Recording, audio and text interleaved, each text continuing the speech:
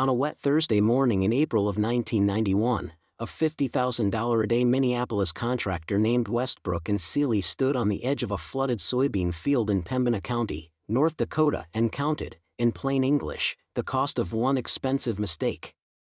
40 yards out, in the middle of that field, sat their machine.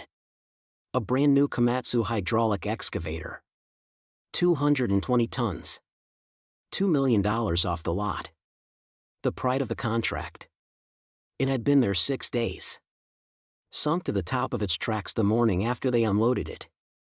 3 other machines had gone in to try to get it out, and 3 other machines had sunk in the same field, trying.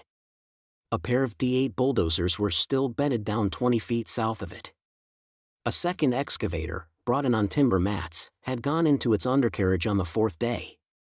Westbrook and Seeley had now sunk, in that one flat field, a little over $3 million of heavy equipment and recovered none of it. The site superintendent, Carter Lindgren, finally lit a cigarette in the wet morning air, and said the words his crew had been waiting 2 days to hear. Without the big Manitowoc dragline out of Minneapolis, he said, this field had beaten them. What he did not know standing there in the cold drizzle, looking at $3 million of failure, was that the machine that could walk straight across that field had been parked in a Quonset hut, for miles east, since 1953. The Red River Valley of the North runs flat as a tabletop along the border of Minnesota and North Dakota, and the dirt that lies under it for 40 miles in any direction is what the farmers there call gumbo. Black gumbo clay. The richest growing soil in the world when it is dry, and the wickedest piece of ground in the world when it is wet. Pembina County in the spring of 1991 was wet. The thaw had come late, and come hard. The river had run over its banks in 3 places. A county drainage culvert was failing 15 miles south of Cavalier, and the only thing that stood between the bottomland farmers there and a lost planting season was a new drainage ditch that had to be cut, and a new culvert that had to be set, and it all had to happen before the corn went in. For miles east of the failing culvert lived a man named Walt Karlsen. To anyone in town he was simply Walt. He was 79 years old that spring. He had been born on the farm. He still worked the same quarter section his Norwegian grandfather had broken with a walking plow in 1903, and he had farmed it now for more than 50 straight years. Walt was a tall, lean, dry-eyed man, white-haired and clean-shaven, who chewed on the wooden end of a kitchen matchstick in the corner of his mouth instead of talking when talking was not necessary, which to Walt's mind was most of the time. His wife of 56 years brought him his coffee at 4:30 every morning and his supper at 6. He had been the quiet, durable kind of man his whole life. Pembina County was full of them, and did not, on the whole, take much notice. Behind Walt Karlsen's red farmhouse stood a Quonset hut of corrugated steel that he had put up himself the year after he came home from the war. And inside that Quonset hut, on a clean concrete floor that was swept once a week, sat a machine. It was a Caterpillar D7 crawler dozer. Built in 1949. It was painted the yellow Caterpillar used in those days, only the yellow had faded, over 42 years, to the soft color of old butter. It had a long straight angle blade on the front. And it had wide tracks. Wider than what came on it from the factory, because Walt had welded extension grousers onto its track pads in 1962, to keep it from sinking in his own bottomland. It had a 6-cylinder Cat diesel under the hood that started cold on the 3rd turn of the starter at 20 below zero, and that ran, all day, at the same patient, deep, idling chug. What the young people in Pembina County did not know about that yellow tractor was what Walt Karlsen had done with it. In the spring of 1953, Walt and his older brother Lars had taken that D7 out into the bottomland of their own quarter section, 60 acres of standing water and black gumbo that no horse, no tractor, no man on foot had been able to cross in living memory, and over the course of one wet summer, with that one tractor, they had cut and graded the entire drainage system that turned that 60 acres of bog into the best soybean ground in the county. They had done what an engineering firm out of Fargo had said could not be done without the rental of a dragline. They had done it because Walt had figured out, by watching the way a duck stands on wet mud, the single rule that decides whether a heavy machine sinks in gumbo or doesn't. Walt had spent 40 years since then knowing that rule by heart. But that was old knowledge. And old knowledge does not announce itself. It waits to be asked. Walt heard about the trouble in the south end of the county the way he heard about everything that mattered at the cafe in Cavalier, where the men sat with their coffee at 7 o'clock and laid the news of the county out on the formica. A contractor down from Minneapolis, the men said. 6 days now. 3 machines in the mud. The biggest excavator anyone in Pembina County had ever seen sunk to its cab. Walt did not say anything. He finished his coffee. He paid his 30 cents. And then he drove the 4 miles south, slow, in his old GMC pickup, and he stopped on the section road above the field, and he got out, and he stood at the wire fence, and he looked. He stood there nearly an hour. He looked at the field, and he looked at the way the modern Komatsu sat in it, and he looked longest at the patches of standing water, and at the places where the grass had a faint green flush, and at the places where it didn't.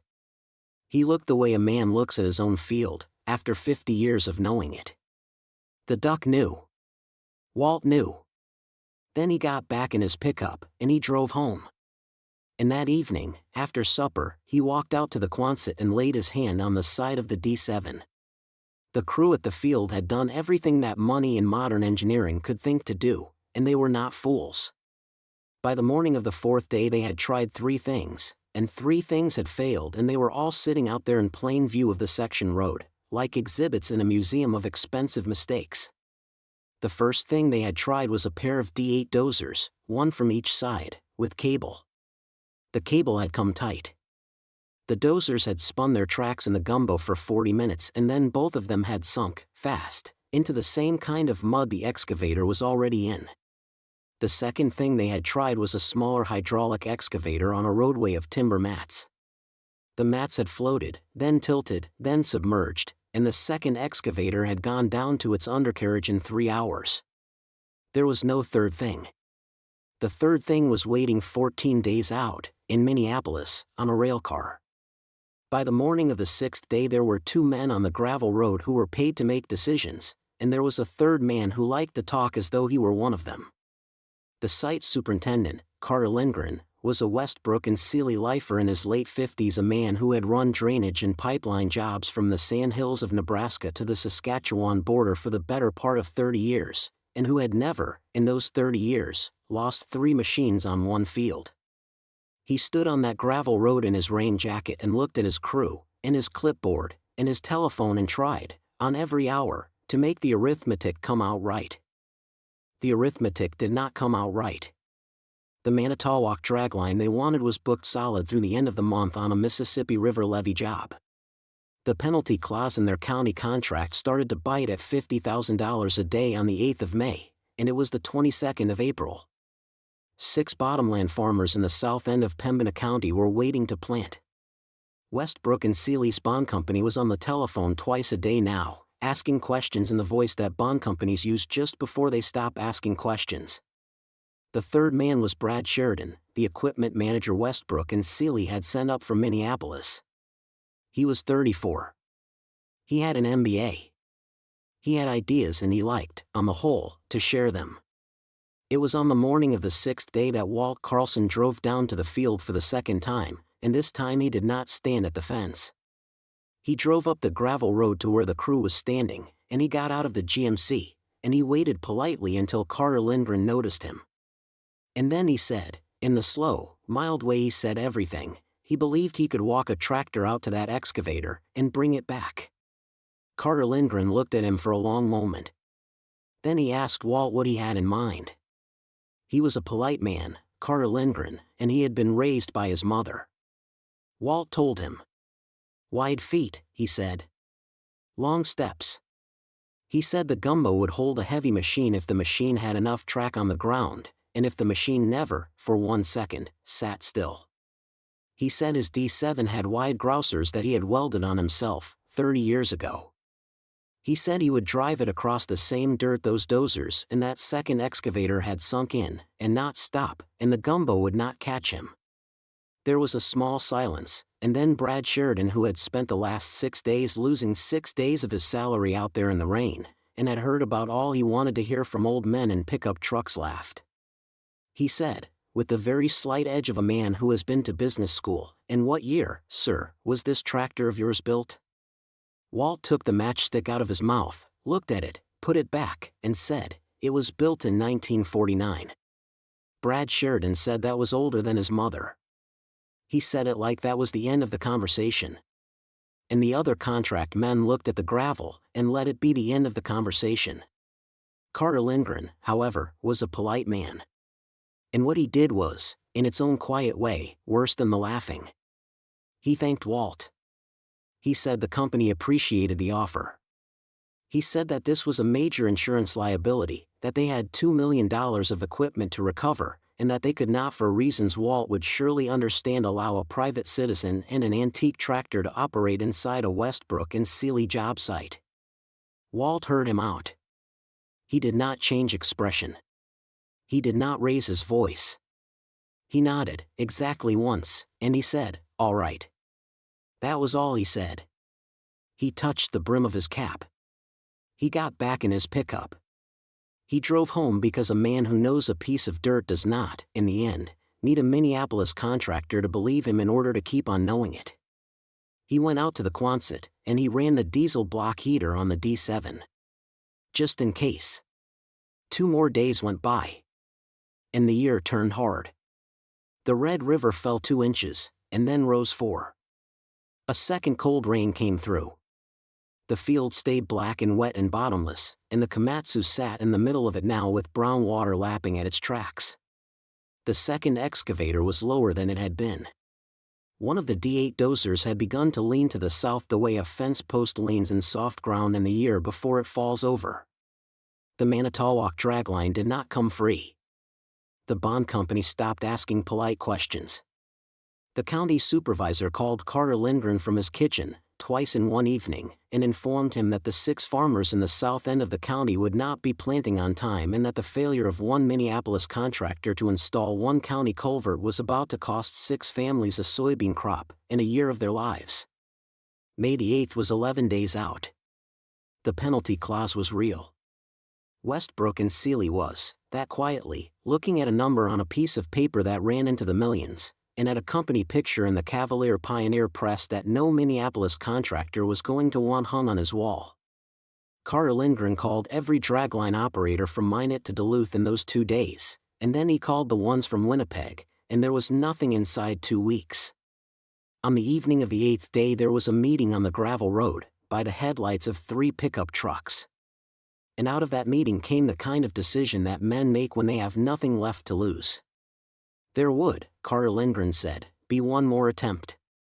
They would bring up the largest crawler dozer Westbrook and Sealy had in its yard down in Minneapolis, a 1980-69, 90,000 pounds on a lowboy, by morning.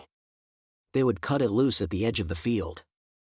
And they would run it straight in, and they would not stop, and they would chain it to the Komatsu, and they would either pull the Komatsu out, or sink the D9 alongside it. Either way, Carter Lindgren said, they would have a number, and they would call the bond company, and they would tell them the truth.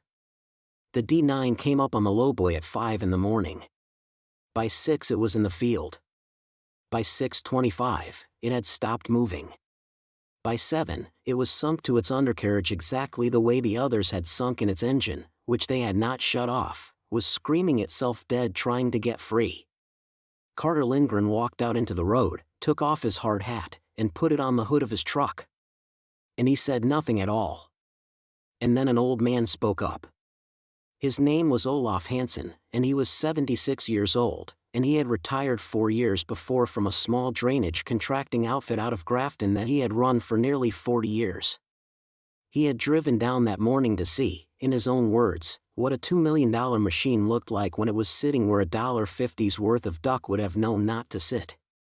Olaf Hansen stood at the fence beside Carter Lindgren and looked at the 4 sunk machines, and at the gumbo, and at the gray sky. And then he said, before you call the bond company, before you put it in writing, somebody go and get Walt Karlsen. Carter Lindgren turned to him and started to say something about insurance, and liability, and the limits of antique equipment on a modern job site.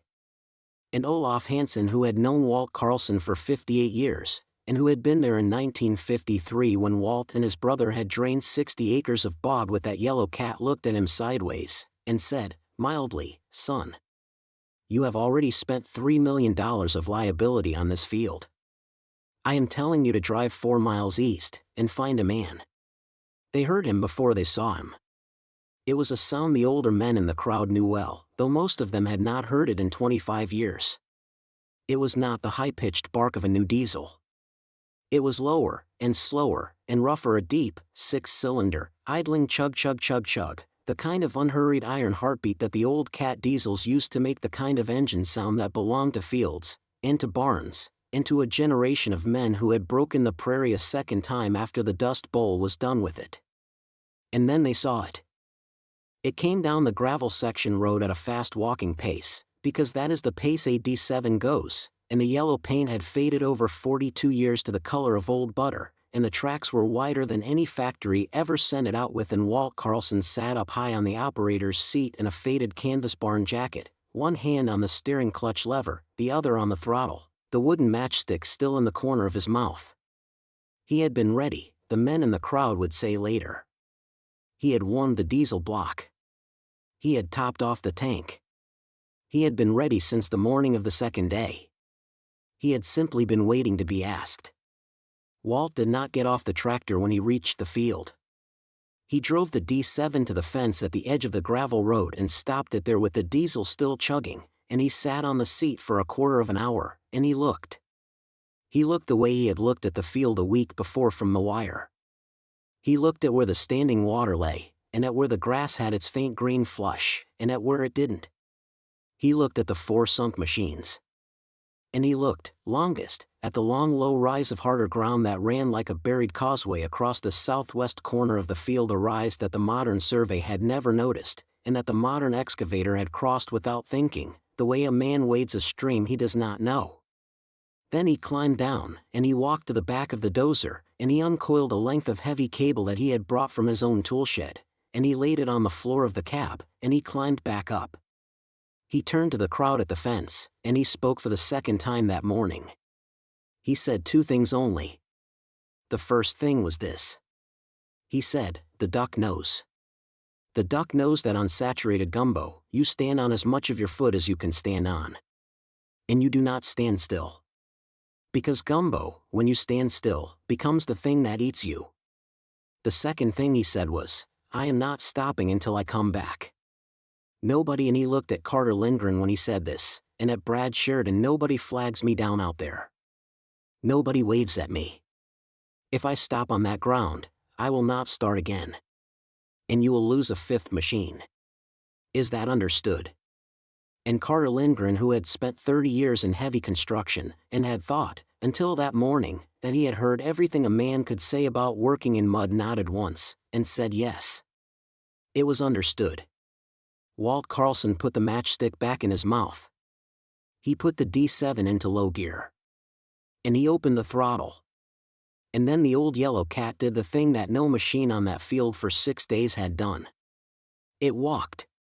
The diesel ran up to a steady working roar, the wide grousers bit, and the D7 moved off the gravel and onto the gumbo. The crowd at the fence held its breath. The tracks made a long, even, sucking sound as they pressed the wet clay flat, and then they came up clean, and the next yard of ground was already under them. The D7 did not slow. It did not hesitate. It did not, for 1 second, sit still. Walt held a line that nobody else on that field had seen. He took the D7 along the buried causeway he had read out of the grass, swung wide around the sunk D8 dozers, came in on the Komatsu from the east where the gumbo was, by inches, a hair firmer. The water lifted off the tracks in low fans on either side. The yellow paint, in the gray light, looked older than the field. He reached the Komatsu at 12 minutes after 11 o'clock in the morning. He did not get down. He swung the D7 around so its drawbar faced the great sunken excavator, and from the operator's seat, never stopping the throttle, his tracks still working a slow, in-place crawl that kept the gumbo from closing under him, he hand-signaled to a young rigger from Westbrook and Sealy, who ran out across the dry gravel and into the field in hip boots, with the chain that the old man had asked for. The chain went on. Walt nodded once. And then the yellow cat began, foot by foot, to walk back the way it had come. The chain came tight, The D7 chugged. The Komatsu $2 million of modern hydraulic engineering, sunk to its cabin black gumbo for 6.5 days moved. It moved an inch. It moved a foot. The mud let go of it in the long, low, sucking groan that gumbo makes when it has been overruled, and the great machine slid, slowly and unwillingly, back along the dent it had made in the field. The D7 never strained, and it never spun, and it never, for 1 second, stopped walking. 40 minutes after Walt Karlsen had taken his tractor onto the field, the Komatsu hydraulic excavator was sitting on the gravel road. Whole. Undamaged. $50,000 in the wash, perhaps, in cleaning out the gumbo from its undercarriage. But alive. Recoverable. Back inside the world of running machines. 40 minutes. 6 days, the field had held it. 40 minutes, Walt Karlsen had taken to bring it home. Walt Karlsen, having brought the Komatsu out, did not drive his tractor off the field. He drove it back on. He turned the D7 90 degrees, dropped the long angle blade, and without speaking another word to Carter Lindgren or Brad Sheridan or anyone else standing on that gravel road, he began, in the long, unhurried passes of a man who had cut more drainage in his life than the United States Army Corps of Engineers had cut in that county since the Second World War, to dig the ditch that the modern excavator had been hired to dig. He worked through the afternoon, and he worked into the evening, with his headlights on. And by 10 o'clock that night, the new drainage ditch was cut from the failing culvert to the river's sluice straight, true, and graded right. By morning he was back on it, with the blade set finer, and by sundown the next day the cut was done. The new culvert went in 2 days after that. The water dropped. The gumbo dried. And on the 2nd of May, 6 days before the penalty clause was due to bite, the 6 bottomland farmers in the south end of Pembina County started their planters. On the evening Walt Karlsen finished the cut, Carter Lindgren walked out across the gravel road to where the yellow cat sat idling, and he stood at the side of it until Walt cut the throttle, and he took off his hard hat, and he held it in both hands. He said, "Mr. Karlsen, on behalf of Westbrook and Seeley, I owe you an apology." He said it loud enough that every man on the crew heard it. Walt looked down at him from the operator's seat. He took the matchstick out of his mouth. And he said, mildly the way he said everything, "No. You don't. You only owe yourself one. You should have asked a neighbor." Brad Sheridan, the equipment manager from Minneapolis, was not on the gravel road that evening, and he was not there the next morning. The Westbrook and Seeley Company truck he had been driving was gone by Tuesday. He had been, the men on the crew said quietly to each other, reassigned. Some weeks later, in the cafe in Cavalier, a young man at the next booth, a county extension agent, recently hired, recently arrived, asked Walt Karlsen straight out. He asked him how he had been so sure, that morning in April, that an old crawler dozer could walk where a $2 million excavator could not. Walt thought about it for a while. He stirred his coffee. He looked out the window at the sky. And then he said this. He said the modern machines fought the ground. They sat down on the gumbo like a man sitting in a chair, and they thought their weight and their horsepower would settle the question. The gumbo, he said, settled the question instead, every single time. The old machines, he said, had been built before any of that horsepower was for sale. The men who built them knew gumbo. They put wide feet under them, and they gave them slow gears, and they taught the men who ran them never to sit down on wet ground. He said, a duck knows. A duck knows where to put its foot. And a duck knows never to keep it down when the ground says don't. He said, the old machines learned to walk on the ground. The new ones tried to stand on it. There is the difference. He said no more than that. The 1949 Caterpillar D7 sits, polished and idle, in the same Quonset hut in Pembina County, North Dakota. The yellow has faded one more shade since 1991. The wide grousers Walt welded on in 1962 are still on it.